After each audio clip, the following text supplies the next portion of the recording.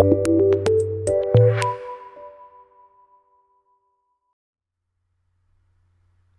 everyone, my name is Naomi and I am the Happy Bookkeeper, and today is June 1st, 2020. Today I went to apply online for the CEWS, the 75% wage subsidy for one of my clients through CRA Rep a Client. And I was applying for period 2. I did period 1 a couple weeks ago, and I found today that period, it looks a little different. The CEWS application, and I thought I'd share with you what I found. So what I found, I took a screenshot of it. There you go. There was a new option here. We can adjust prior claims, which is great as of today. But this new question was, has the employer made one or more elections choices regarding revenue calculation under subsection 127.5 section 4 of the CEWS program rules, yes or no? And I was like, I don't know. That's very specific. So I went to digging, and I did find that there's this attestation that they need to sign for me to be able to apply for the CEWS on their behalf of my clients. Part 1 is very straightforward. It's basically, I'm not lying. I'm following the rules. This is to the best of my knowledge. I haven't forgotten to mention the 10% that we'll be holding back. And if we've miscalculated, then we'll pay it back. So all the normal stuff. And here's the elections section. And it's all talking about this, the way that we calculate the revenue.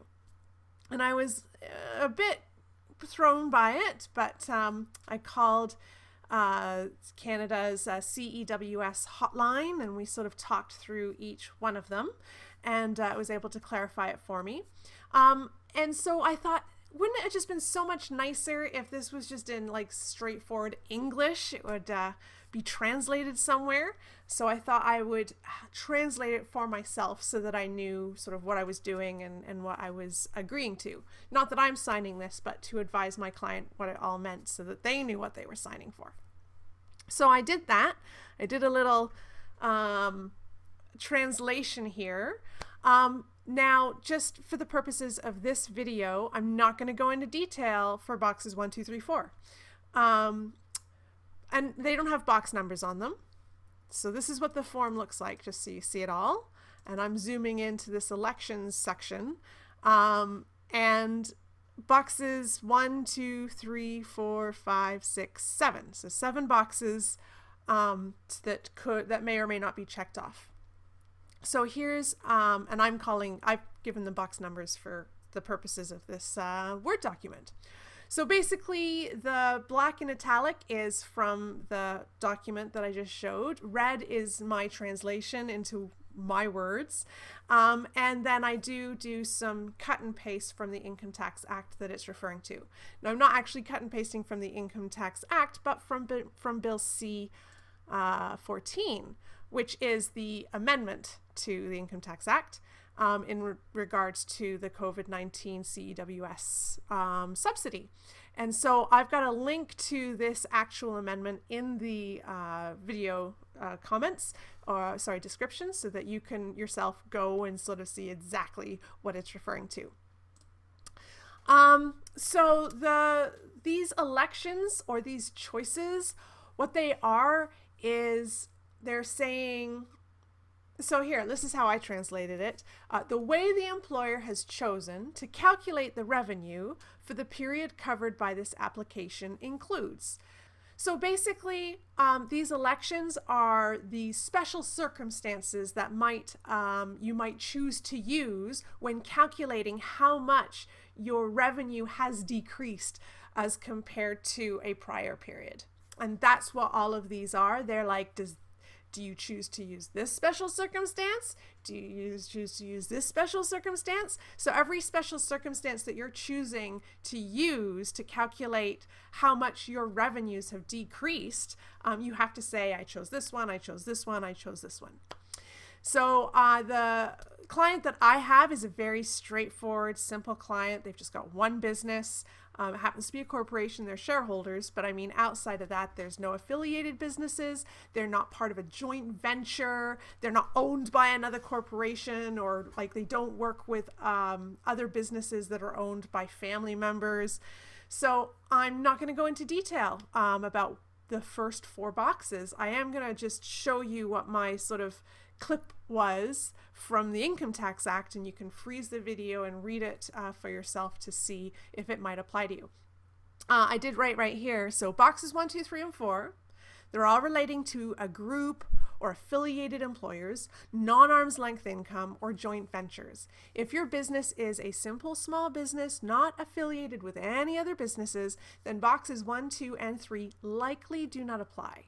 If you do not deal with another business that is owned by a family member, then box number 4 likely does not apply.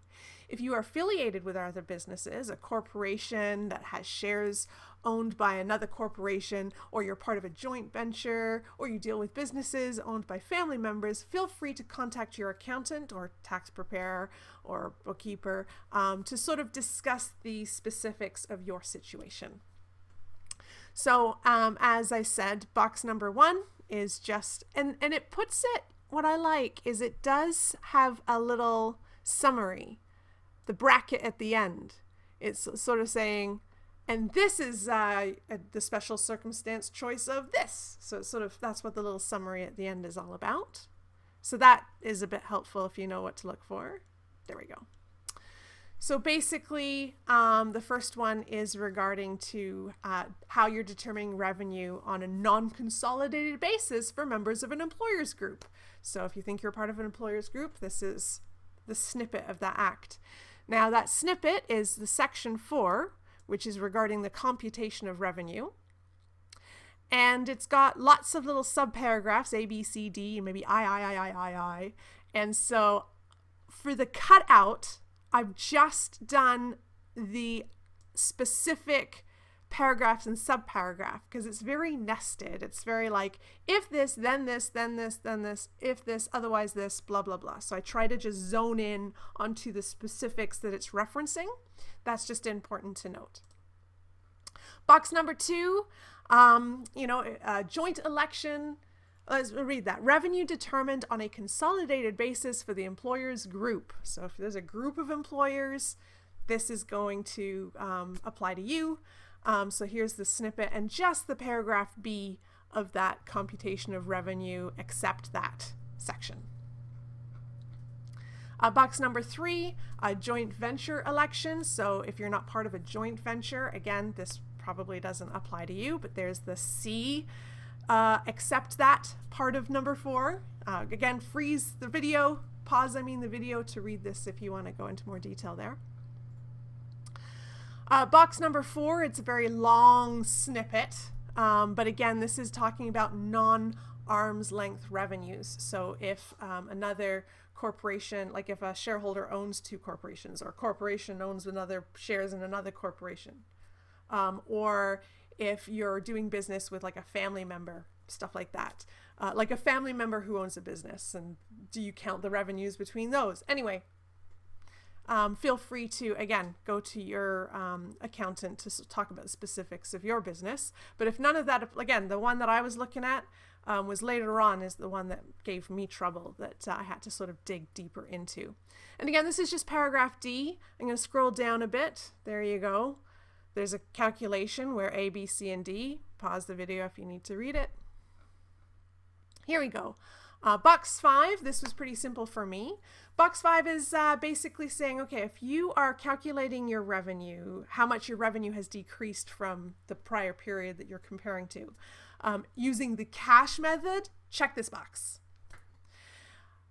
So in fact, the translation I said, check this box if you have chosen to calculate your decrease in revenue based on the cash method, not the accrual method. That is, based on the paid date instead of the invoice date. If you choose to elect this method, you must use it for all periods you apply for in this program. So you can't go back and forth. And the bookkeeping that I do is all on accrual. That is part of the GAAP, generally accepted accounting principles. You get better more solid, more reliable financials. It's the way that CRA wants the GST filed, all of that good stuff.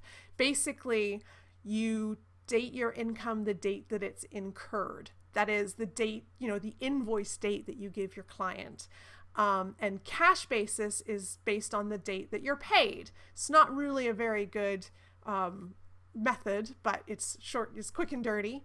And if you're like maybe a store or a restaurant, you don't have accounts receivable, people just pay you. It's kind of the same anyway. So sometimes there's not that much difference, but anyway, most people are doing their bookkeeping on the accrual method.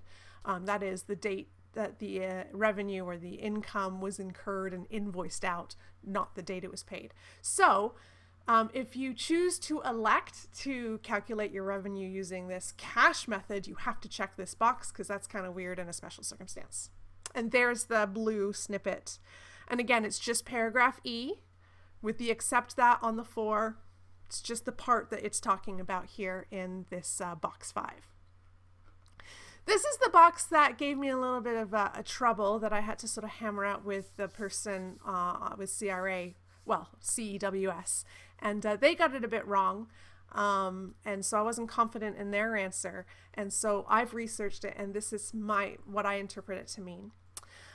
Basically, it's talking about prior reference period election, or the choice to use a different prior reference period than the normal.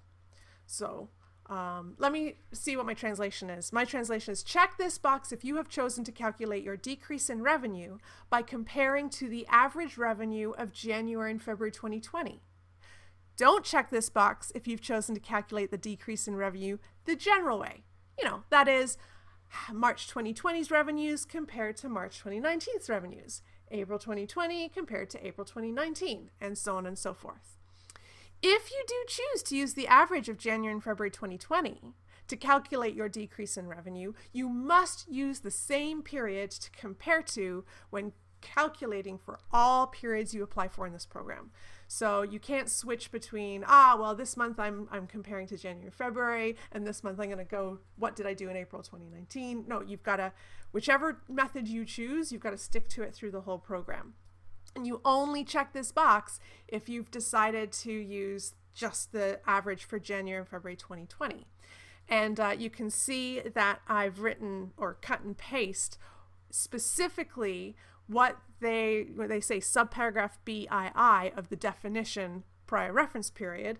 And you can see that it says it right there that B, which is what it's specifically talking about, is the January-February average.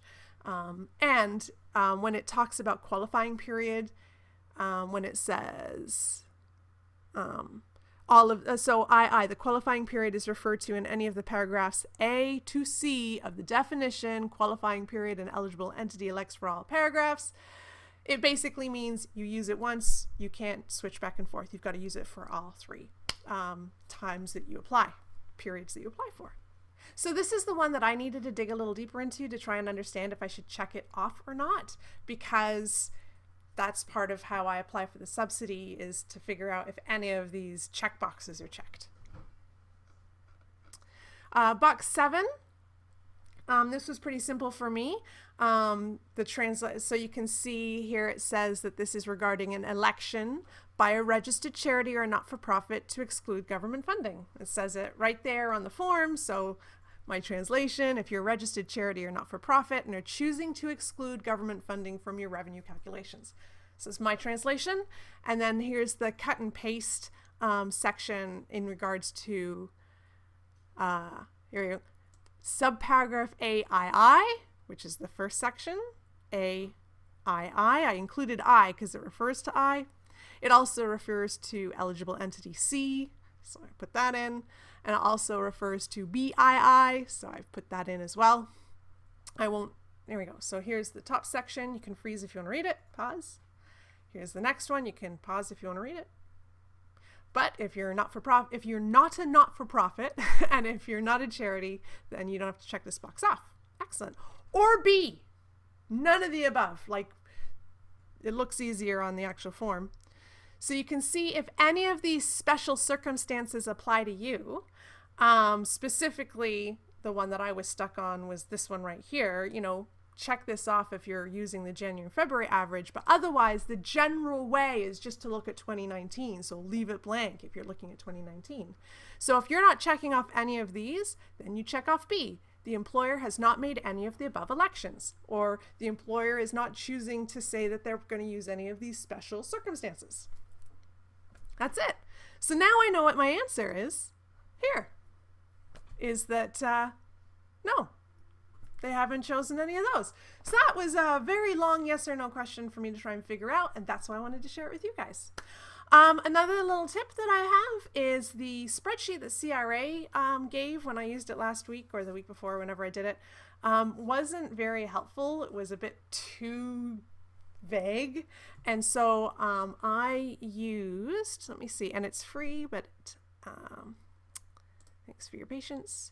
Oh, it's right here. There we go. I use tax templates. I'm not associated with them. I just found this amazing template for the CEWS, and it is so helpful. And I would suggest that it's a bit complicated, but it has like a guide, and you can use the YouTube, and just it really helped me in making sure that I was confident in the numbers that I was submitting to CRA. So, yay! Thank you so much, taxtemplates.ca. Thanks so much for watching the video today. I hope what I learned today is something that can help clarify any questions that you have. I am not advising you to check off anything or not check off anything. I'm just telling you how I interpreted it. I'm giving you links to my source of information. And if you have any questions specific to your business, I do highly suggest that you connect with your accountant, your tax preparer, or your bookkeeper. Oh, and CEWS has a number if you want to call them. All right. I wrote it down. It's 1-833-966-2099. All right, guys, thanks so much. I hope you have a wonderful day. We'll talk to you later. Bye now.